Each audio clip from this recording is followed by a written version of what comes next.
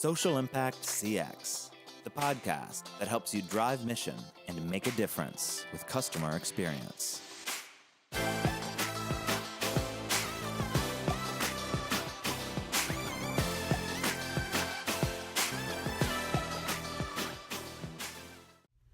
Hello, everyone, and thank you for joining me for Social Impact CX, the podcast. I'm John Corrigan, and I'll be your guide to how you can drive mission and achieve social impact with customer experience work. This is episode 5 of Social Impact CX, and again, thanks for listening. Today, I'm very thankful for having the opportunity to have met Valerie Leonard, who has a great podcast herself called NonprofitU. Valerie's podcast, NonprofitU, can be found on Blog Talk Radio, and we'll provide a link here online of how to find that. So Valerie hosts an online forum specifically designed for nonprofit stakeholders. She is an expert in both community development as well as nonprofit organizational development. And so we had a great conversation that lasted more than an hour.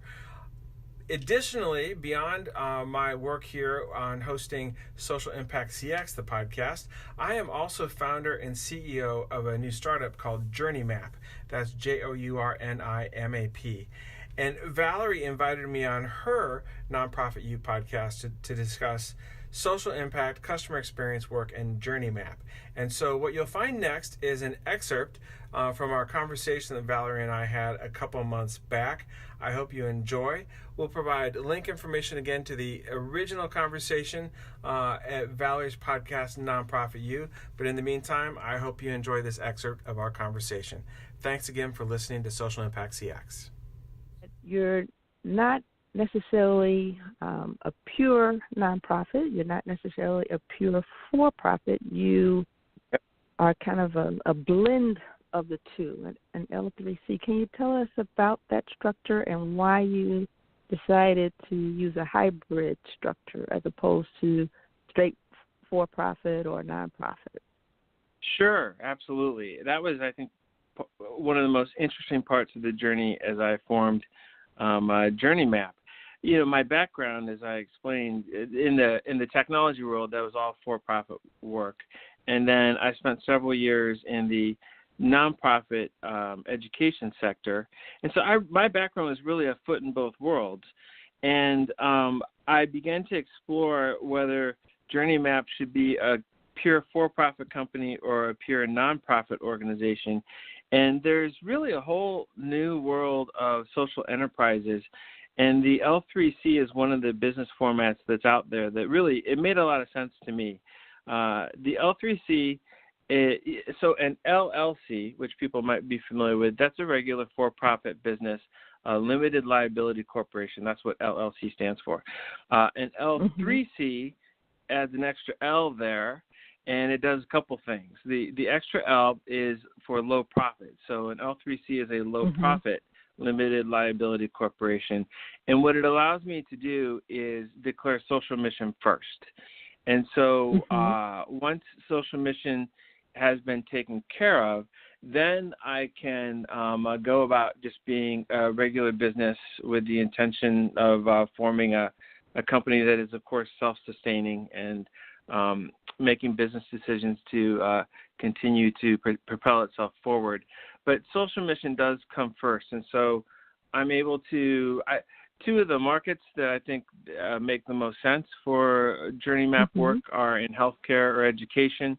So I have the ability to go ahead and invest in things that might make sense for healthcare or education as I go down the path, as opposed to prioritizing what would be of maximum benefit to shareholders or investors or whomever. And so it's, another similar or not similar, another format that's in the social enterprise space that people are somewhat familiar with are B corporations.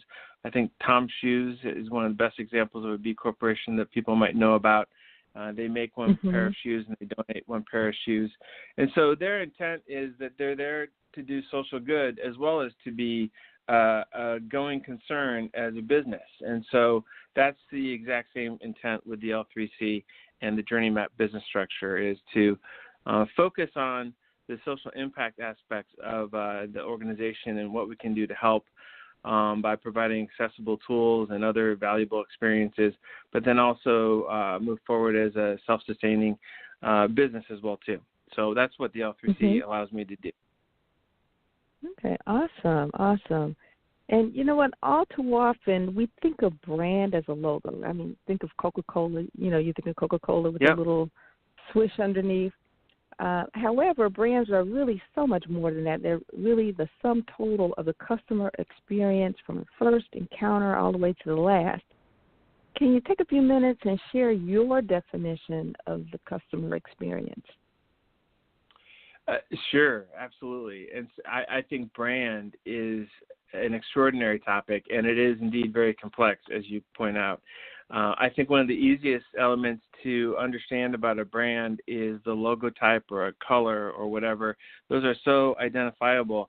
But when it comes right down to it, what you remember about a brand, it has everything to do with emotion usually. And so, people have positive and negative references to all sorts of things that they have done in their life, whether it's a restaurant you visited last week or 5 years ago that you recall the dining experience, or whether it was your application for a scholarship, or maybe it was the experience you had at a healthcare clinic. There are any number of examples here with brands in commercial and in less commercial spaces. Nonprofits have brands as well too. And so what you remember from a positive or negative perspective is really helps to define a brand.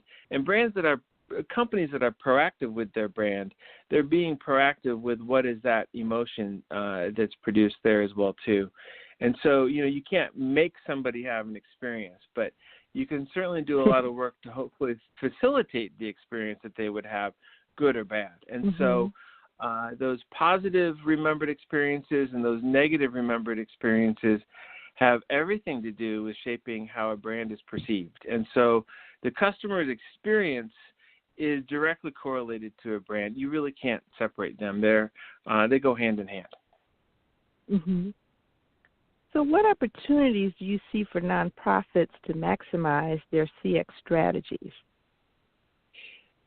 So as I said, to do Journey Map, I began talking to a lot of people. I've done a lot of solution development, technology-based, but understanding what people's needs are. And so as I talk to people in the nonprofit sector, one of the first things I realized was, as I talked about customer experience, and I also experienced this when I was vice president of customer experience for a major nonprofit. I would go there's an organization called Forrester that does a lot of research and analysis in the world of customer experience. And I would go to big meetings in New York, and there would be all these major brands at these Forrester conferences. But then from the nonprofit sector, there was maybe a couple really well-known brands like Red Cross and St. Jude's Hospital, but it was really a very minor representation compared to all the big consumer brands, whether it's soft drinks or cars or wireless data providers for your mobile phone, whatever that is. This is how they shape their relationship with their customer. They're trying to shape the experiences people have so that you buy more. And customer experience then gets down to a very measurable activity, and it's all about profit and revenue and cost structure. The better you know somebody, the more efficient you can be with them in customer service and your call center. And so customer experience gets wrapped up in all these issues in a for-profit sector company very quickly.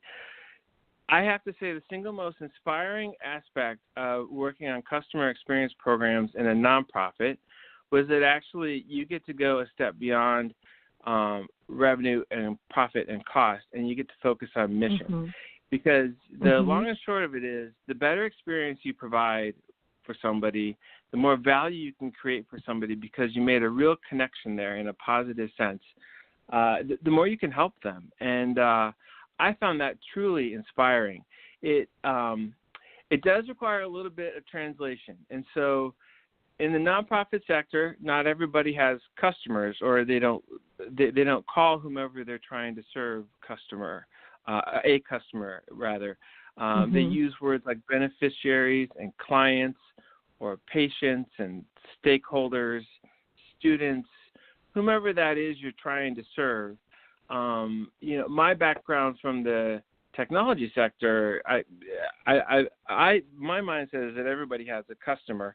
Everybody's working for somebody. But at the end of the day, people who work every day are logging on every day to try to help more people. And so customer experience is this capability in this area of know-how and tools and methodologies that are really valuable.